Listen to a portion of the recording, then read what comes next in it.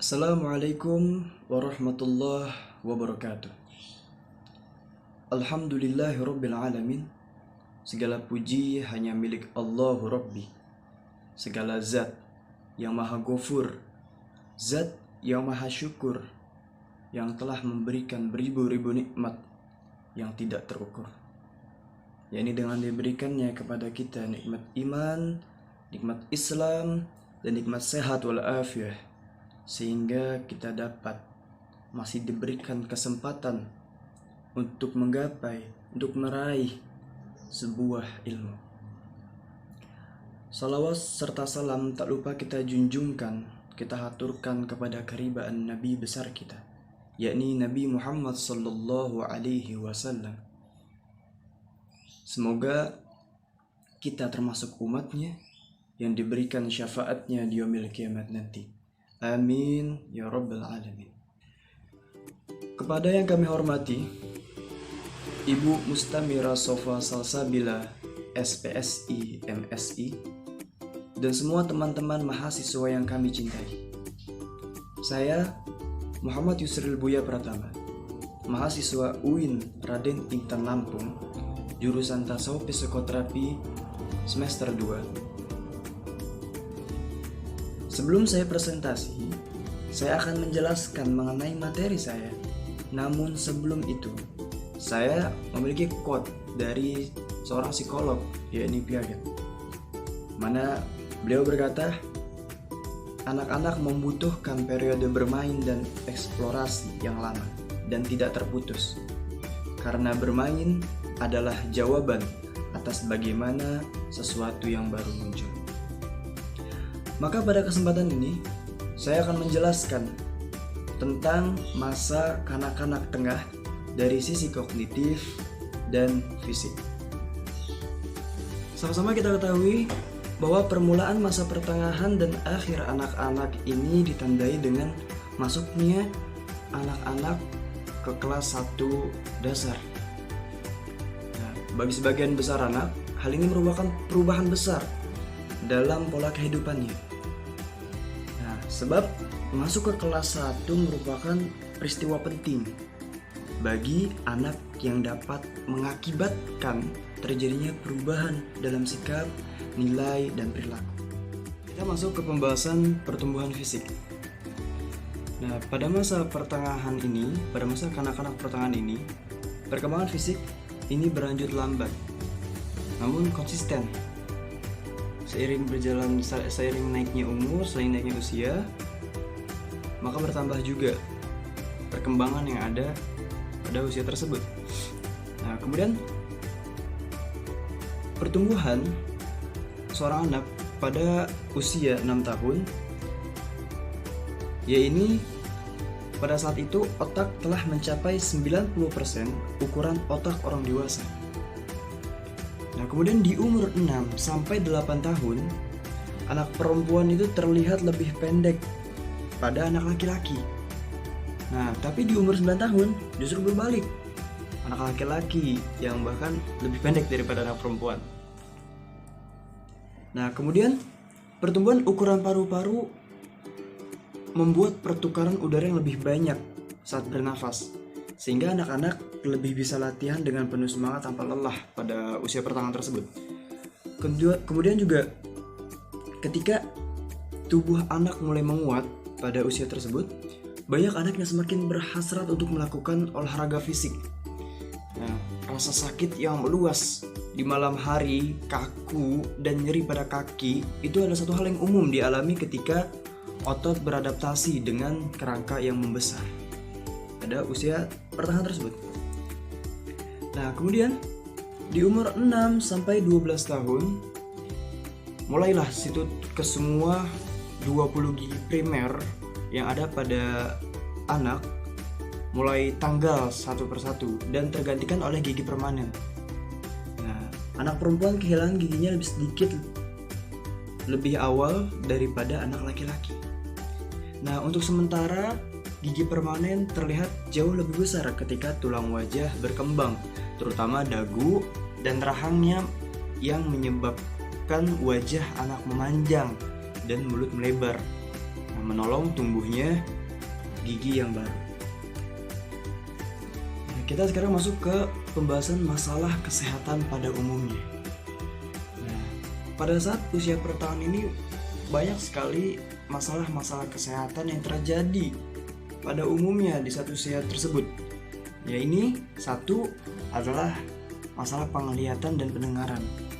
Nah, banyak jenis-jenis penyakitnya yang dialami anak-anak pada masa pertengahan tersebut. Contohnya miopia atau rabun jauh yang menyerang hampir 25% anak, yang mana naik hingga 60% pada masa awal dewasa atau dewasa awal.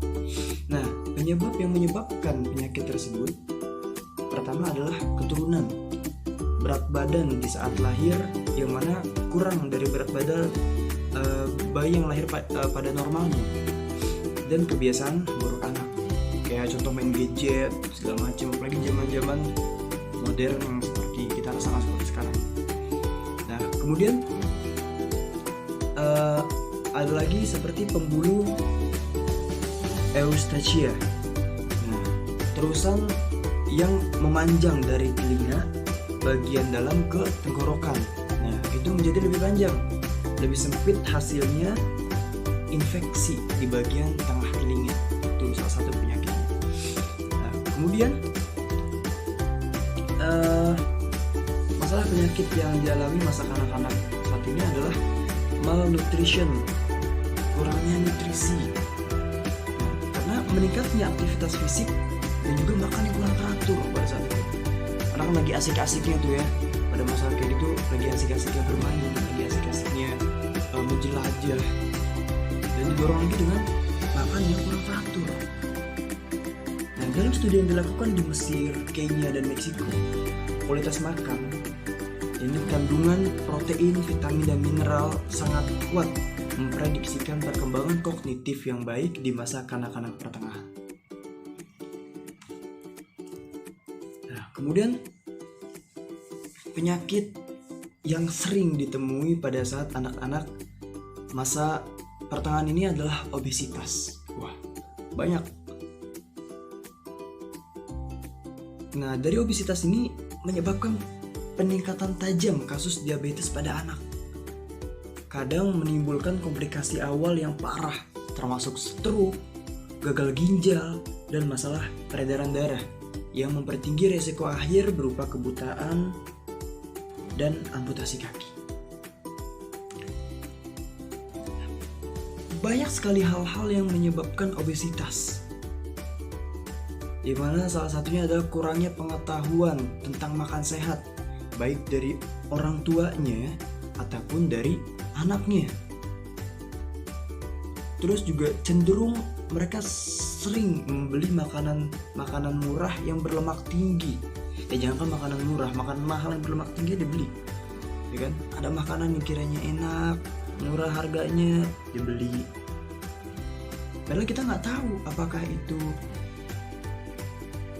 ngaruh dengan kesehatannya atau enggak, gitu kan. Terus juga pola makan keluarga yang berlebihan. Ya, mungkin mereka memiliki budaya gitu kan dari keluarganya itu yang mungkin sering makan, atau dari keluarganya sendiri sering menafsirkan hampir dari semua kegelisahan yang dirasakan oleh anak itu adalah sebagai keinginan makan.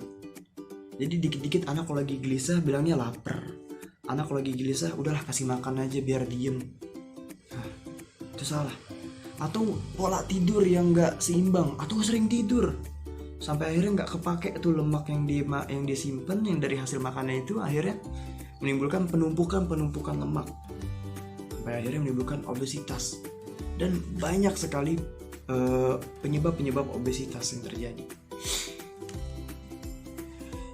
Maka konsekuensi dari obesitas yang berkelanjutan dari masa kanak-kanak hingga masa remaja itu memprediksikan gangguan yang sangat serius, termasuk penentangan.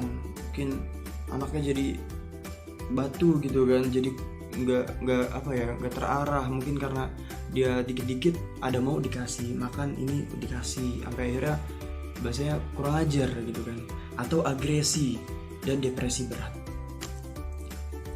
Itu Terus bagaimana sih cara kita menangani penyakit-penyakit tersebut? Atau salah satunya ini penyakit obesitas ini. Bagaimana cara menanganinya? Maka intervensi paling efektif adalah penanganan berbasis keluarga dan fokus pada perubahan perilaku. Nah, jadi diubah tuh dari pola didiknya, dari pola asuhnya. Diubah gimana caranya nih anak nih nggak makan berlebihan. Gimana caranya nih anak nih makan teratur. Nah, kalau bukan dari keluarganya, dari siapa lagi? Kemudian penyakit pernapasan. Nah, sejauh ini penyakit paling umum yang menempati sepertiga penyakit kronis di masa kanak-kanak dan penyebab paling sering tidak masuk sekolah seorang anak dan opname di rumah sakit adalah asma. Dalam hal mana tabung bronkial, ini penghubung tenggorokan dan paru-paru, itu sangat sensitif. Ketika merespons berbagai stimulus seperti cuaca dingin, infeksi, latihan yang kuat, alergi, dan stres emosional, tabung-tabung itu penuh dengan lendir dan mengerut sehingga menimbulkan batuk dan gangguan pernapasan parah.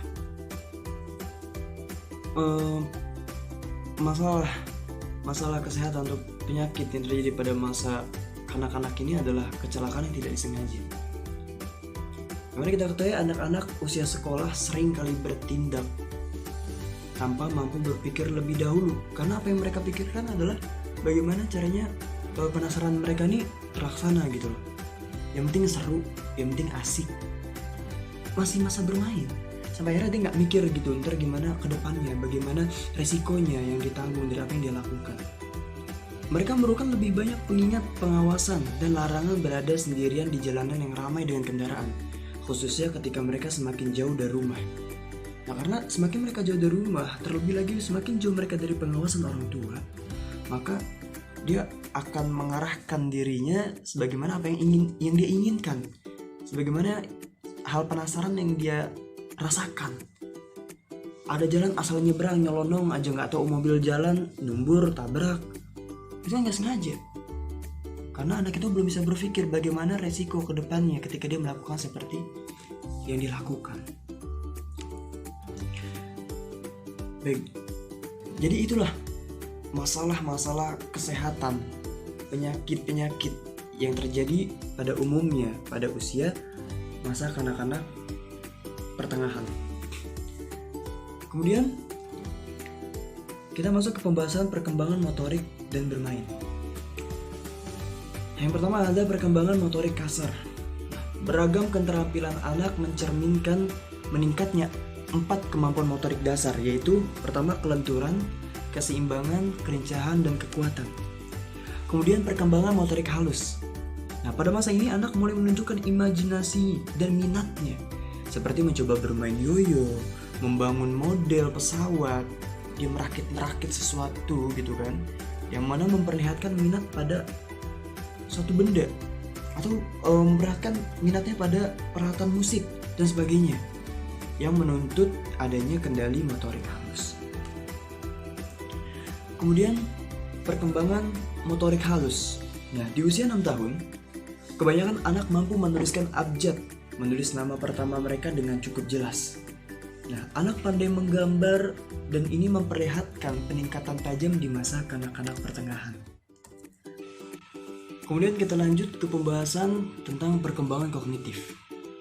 Perkembangan kognitif pada anak terutama dalam masa pertengahan dan akhir tergolong membentuk konsep pemikiran yang stabil. Nah, yang dimaksud stabil di sini adalah pemikirannya tergantung apa yang dia peroleh, namun tanpa disertai nalar atau alasan yang logis. Sewaktu-waktu dapat berubah, tergantung keadaan yang ia hadapi. Perkembangan kognitif anak pada masa pertengahan dan akhir biasanya dialami pada masa prasekolah, yang dimana anak belum terlalu berpikir akan hal yang terlampau keras yang dapat menguras cara berpikirnya. Nah, di sini Piaget menyatakan bahwa tahap operasional konkret berlangsung pada usia 7 hingga 11 tahun. Pada tahap ini, anak sudah mampu bernalar secara logis, yang dimana penalarannya disertai contoh yang spesifik atau konkret, nyata. Nah, mengapa harus spesifik dan konkret? Karena pada masa ini, cara berpikir anak masih dasar dan masih belum mampu berpikir secara detail. Takutnya, apabila disuruh secara logika tanpa disertai contoh yang spesifik dan konkret, anak merasa kebingungan. Akibatnya, dari rasa kebingungan yang dia rasakan itu timbullah rasa malas untuk berpikir. Nah, di samping itu, Piaget merumuskan bahwa kenyataannya beberapa kemampuan operasi konkret tidak muncul secara sinkron. Pendidikan dan budaya mempunyai pengaruh yang sangat kuat terhadap perkembangan anak. Pada tahap ini, anak dapat dilatih untuk bernalar secara konkret, yang dimana anak diharapkan mampu mempraktikkannya sesuai budaya yang ia pelajari, yang memungkinkan anak dapat mengembangkan keterampilan yang ia miliki.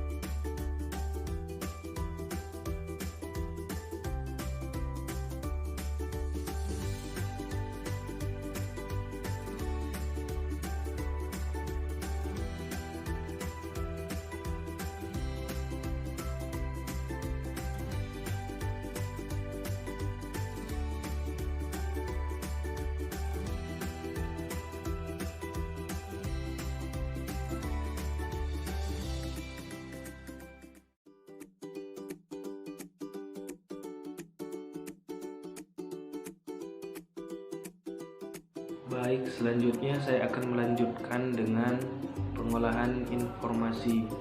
Nah, pengolahan informasi ini mengkaji perhatian dan ingatan yang mendasari setiap tindak kognisi.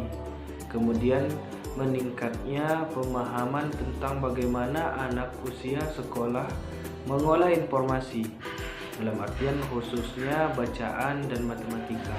Nah, dari yang saya sampaikan itu dijelaskan bahwa pada masa ini anak-anak itu cenderung mengolah informasi itu di bidang bacaan dan matematika.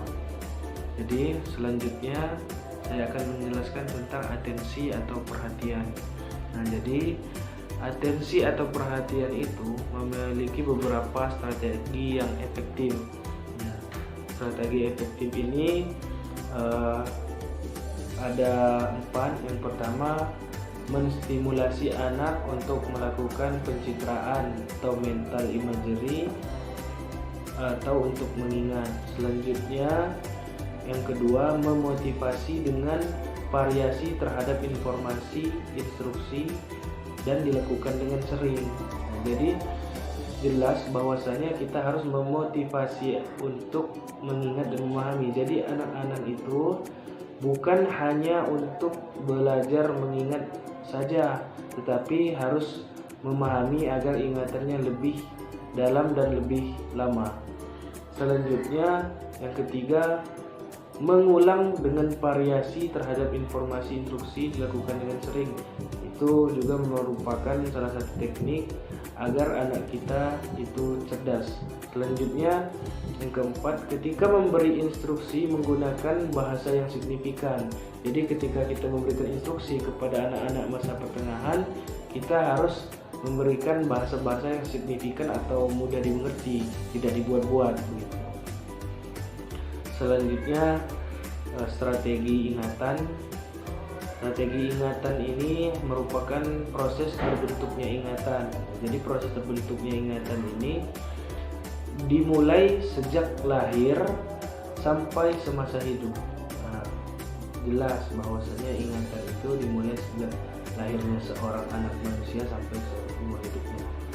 Nah, selanjutnya bagaimanakah ingatan itu terjadi? Nah, di sini akan saya paparkan. Yang pertama, tentu saja saat ada rangsangan dari lingkungan akan terbentuk melalui 3 tahap. Yang pertama, tahap belajar. Tahap belajar ini diterima oleh tubuh, kemudian atau maksudnya baru dilihat begitu ya, itu adalah tahap belajar. Selanjutnya ke tahap resensi. Nah, tahap resensi ini adalah lanjutan dari tahap belajar. Nah, tahap resensi merupakan tahap yang disimpan di dalam otak. Kalau tahap belajar tadi dia diterima tubuh, kemudian tahap resensi ini diterima oleh otak anak, kemudian dicerna. Selanjutnya tahap retrieval. Nah, dalam tahap retrieval ini yaitu memanggil kembali dan membentuk ingatan baru, yaitu saat anak-anak kita mulai akan mengingat sesuatu, itu biasanya dia akan, bukan anak-anak ya, semuanya itu memanggil ingatannya yang telah lalu gitu. Selanjutnya dasar pengetahuan ya, pemrosesan atau dasar pengetahuan. Jadi dasar pengetahuan ini diawali oleh pengalaman, ingatan, kesaksian, minat, rasa ingin tahu dan penalaran, logika, bahasa, kebutuhan hidup manusia. Jadi dasar-dasar pengetahuan itu tentu saja yang pertama diawali oleh pengalaman. Nah, jadi dari setiap pengalaman yang kita lakukan setiap hari itu menimbulkan suatu ilmu baru yang harus kita perdalami. Nah, selain itu juga dengan kesaksian yang kita lakukan, dari minat dari hati kita, rasa ingin tahu, itu juga sangat mempengaruhi tentang dasar-dasar pengetahuan itu. Nah, jadi biasanya pada masa tahap pertengahan seperti ini, anak-anak itu juga sudah mulai memakai atau sudah mulai mencoba dasar-dasar pengetahuan mereka. Nah, jadi mungkin itu yang bisa saya sampaikan pada materi saya dari kelompok 2. Lebih kurangnya saya mohon maaf. Saya menyadari sekali bahwasanya video yang kami buat ini masih banyak kekurangan. Tentu saja bukan kami sengaja, melainkan karena jam terbang yang masih kurang dan memang pengalaman kami yang belum memadai. Jadi mohon maaf yang sebesar-besarnya. Wallahul muwaffiq ila aqwamit thoriq. Wassalamualaikum warahmatullahi wabarakatuh.